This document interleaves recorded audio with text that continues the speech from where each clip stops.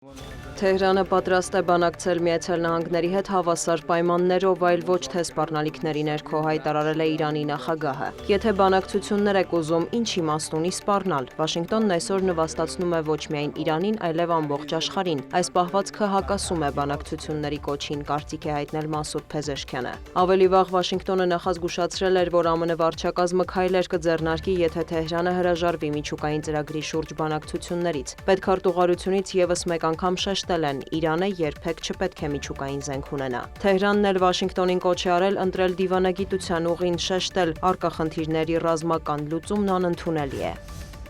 Բրյուսելում ՆԱՏՕ-ի արտգործնախարարների հանդիպման շրջանակում Թուրքիայի արտգործնախարարը ի թիվս միջազգային այլ զարգացումների անդրադարձել է տարածաշրջանում ստեղծված իրավիճակին։ Մեր տարածաշրջանը չի կարող իրեն թույլ տալ եւս մեկ պատերազմ եւ անկայունություն։ Անկարան չի ցանկանում, որ Միացյալ Նահանգները հարձակվի Իրանի վրա։ Մենք չգիտենք, թե նման հարձակումն ինչի կարող է հանգեցնել, ասել է Հական Ֆիդանը։ Թուրք դիվանագետը հավելել է, իր երկիրը չի ցանկանում հակամարտել Իսրայելի հետ Սիրիայում։ Միևնույն ժամանակ նա մտահոգություն է հայտնել, որ ցահալի գործողությունները կարող են երկրում անկայունության պատճառ դառնալ։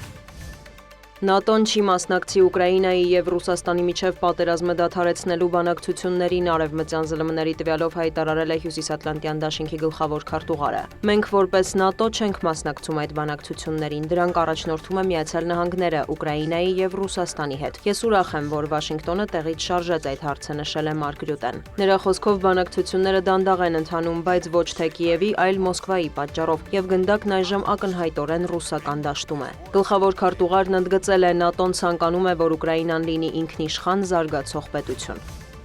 Ռուսական ուժերը հերթական անգամ հարվածել են Կրիվոյ Ռոգին, տեղական իշխանության տվյալով հրթիռի թիրախում է եղել բնակելի թաղամասերից մեկը, որի մոտակայքում մանկական խաղահրապարակ է եղել։ Զոհվել է 19 մարդ, այդ թվում 9 երեխա։ Հրթիռային եւ անօդաչու թռչող սարքերի հարձակման հետևանքով կան տասնյակ վիրավորներ։ Վնասվել են 30-ից ավելի բնակելի շենք, 6 ուսումնական հաստատություն, խանութներ, ենթակառուցվածքային օբյեկտներ, ավտոմեքենաներ։ Վոլոդիմիր Զելենսկին հայտարարել է, որ նախնական տվյալով հարվածը հասցվել է բալիստիկ հրթիռով։ Ռուսաստանը հրադադար չի ցանկանում, ամբողջ աշխարհը տեսնում է դա։ Հարկավոր է ամրապնդել Ուկրաինայի հակաօդային պաշտպանությունը, ասել է նախագահը։ Նա կոչ է արել Միացյալ Նահանգներին եւ Եվրոպային ուժեղացնել Ռուսաստանի վրա ճնշումը։ ՌԴՊՆ-ից հայտնել են, որ թիրախավորել են Կրիվոյ Ռոգի ռեստորաններից մեկը, որտեղ հանդիպել են ուկրաինացի հրամանատարները եւ արևմտյան հրահանգիչները։ Ըստ գերատեսչության հարվածի հետևանքով չեզոքացվել է 85 զինվորական եւ օտարերկրապետությունների սպա։ Ռուսական կողմը նաեւ հայտարարել է, որ գիշերվա ընթացքում շուրջ 50 ուկրաինական ԱԹՍ խոցվել Վորոնեժի, Բելգորոդի, Կուրսկի, Սամարայի, Բրյանսկի, Լիպեցկի, Օրիոլի եւ այլ շրջաններում։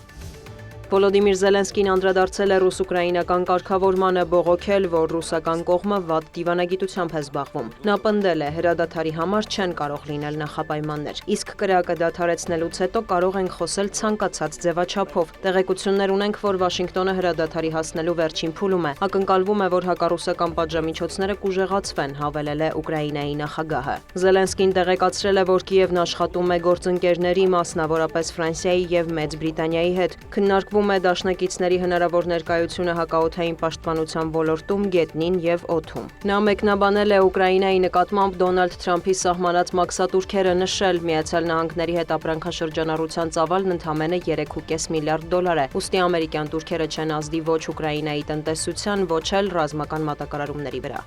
Դիանա Գասպարյան, լուրեր։